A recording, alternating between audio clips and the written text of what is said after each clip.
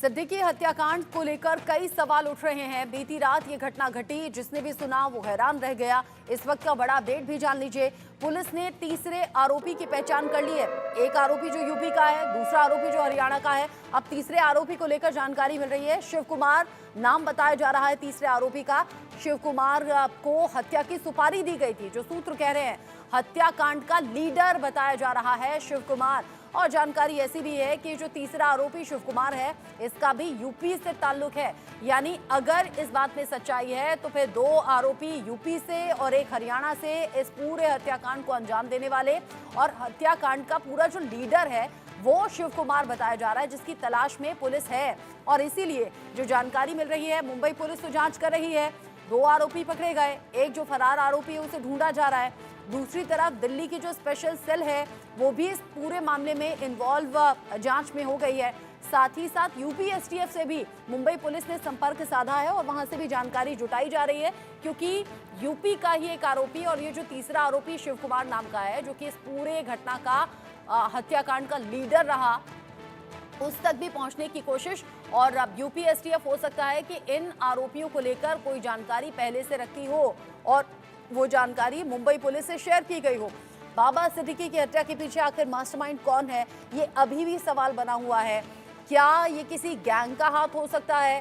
क्या Lawrence Bishnoi gang का जो रह रहकर नाम सामने आ रहा है, क्या वही उसके पीछे है? सुपारी किलर, ये जो तीन आरोपी हैं, इन्हें सुपारी किसने दी, ये अभी पता लगाया जा रहा है। या फिर क्या ये राजनीतिक रंजिश है या कोई और संपत्ति या जमीन से जुड़ा हुआ विवाद है? इन सभी पहलुओं पर मुंबई पुलिस जांच कर रही है। तीसरे आरोपी को लेकर जानकारी मिली है। सिद्दीकी हत्याकांड में तीन आरोपी, दो पकड़े गए हैं। तीसरा आरोपी शिव कुमार नाम का, जो यूपी का रहने वाला बताया जा रहा है, पुलिस उसे ढूंढ रही है, तलाश रही है। इन सब के बीच ही बाबा सिद्दीकी के घर पहुंची है मुंबई पुलिस। कुछ पेपर लेकर बाबा सिद्दीकी के घर पहुंची पुलिस। परिजनों से बातचीत भी कर रही है पुलिस, क्योंकि इस पूरे केस में परिवार का बयान बहुत ज्यादा मायने रखेगा। दिल्ली पुलिस की स्पेशल सेल भी मुंबई जा सकती है, जो जानकारी मिल रही है। लॉरेंस बिश्नोई का नाम सामने आने के बाद जांच तेज हो गई है। और अभी का अपडेट ये भी कि अजीत पवार बाबा सिद्दीकी के परिवार से मिलने के लिए पहुंचे हैं। ये दुख की घड़ी है। इस दुख की घड़ी में ढांढस लगातार बड़े चेहरों के जरिए बांधा जा रहा है। परिवार को ढांढस बंधाने की जरूरत भी है। ऐसे में अजीत पवार पहुंचे हैं बाबा सिद्दीकी के घर, परिवार वालों से मिले हैं। इस मुश्किल वक्त में उनकी हिम्मत बढ़ाने का काम कर रहे हैं। तस्वीर भी सामने आई है। परिजनों से बातचीत पुलिस कर रही है। मुंबई पुलिस हर एंगल से जांच कर रही है। नीतीश झा इस खबर को लेकर ज्यादा अपडेट के साथ जुड़ गए हैं। इंडिया न्यूज संवाददाता नीतीश, मुंबई पुलिस घर पर पहुंची थी, क्या घर वालों से पूछताछ या जो जानकारी जुटानी थी वो पूरी हो चुकी है? घर पर और कौन कौन पहुंच रहा है? अजीत पवार के भी पहुंचने की खबर है। नीतीश,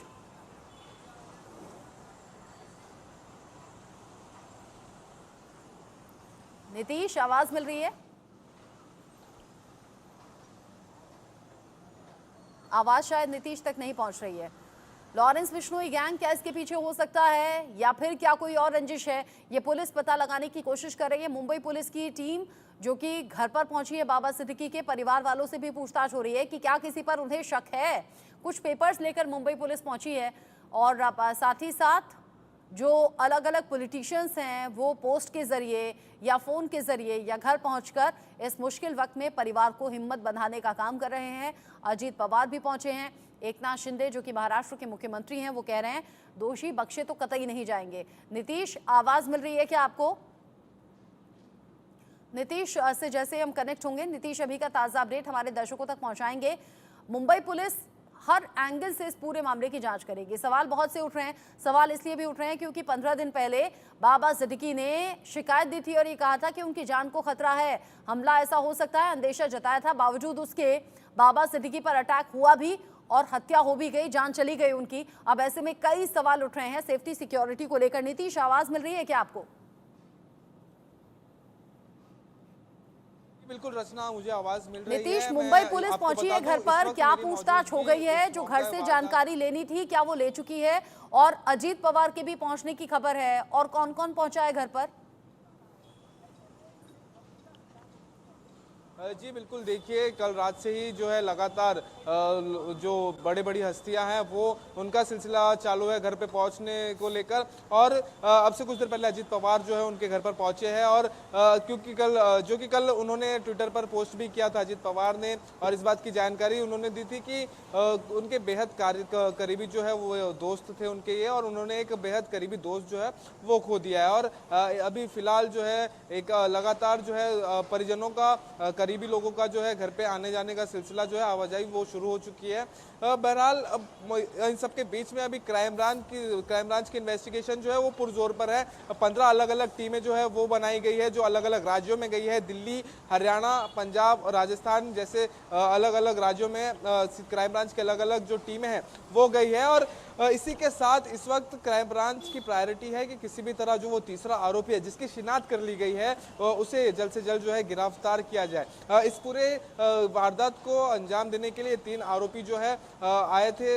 इन 3 लोगों ने जो है शूट आउट को अंजाम दिया, लेकिन उसके साथ एक और शख्स जो है इनके साथ लगातार कोऑर्डिनेट कर रहा था उस वक्त जिस वक्त ये लोग इस वारदात को अंजाम दे रहे थे। मोबाइल एक ऐप के जरिए जो है लगातार एक और शख्स जो है वो इन्हें दिशा निर्देश दे रहा था, ऑर्डर्स दे रहा था, और उसके ही इशारों पर जो है इस वारदात को पूरी तरह से जो है अंजाम दिया गया है। इस वक्त मैं उस मौका वारदात पर मौजूद हूँ। रचना, मैं यहाँ की आपको तस्वीरें दिखाऊंगा।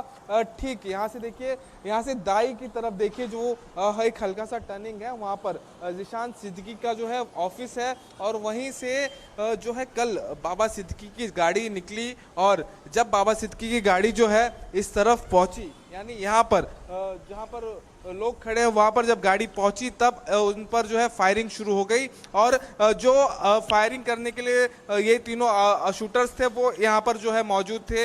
यहाँ से उन्होंने जो है शूटिंग की।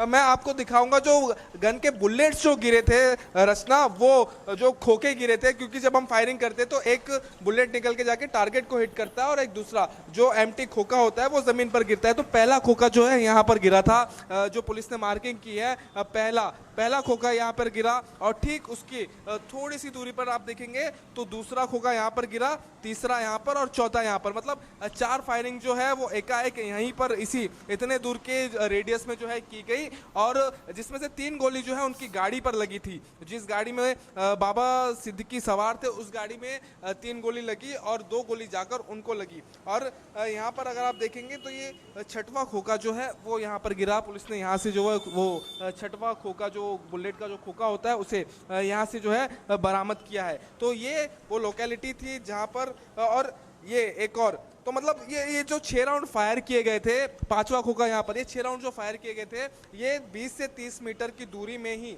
जो शूटर्स थे उन्होंने ये शूट आउट को अंजाम दिया था।